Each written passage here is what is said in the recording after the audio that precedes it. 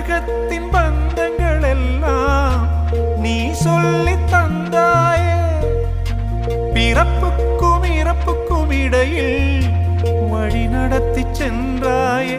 உனக்கே ஓர் தொட்டில் கட்டி நானே தாயாய் மாறிட வேண்டும். ஆராரிராரோ நான் இங்கே பாட, தாயே நீ கண்ணுறங்கு, என்னோட மடி சாய்ந்து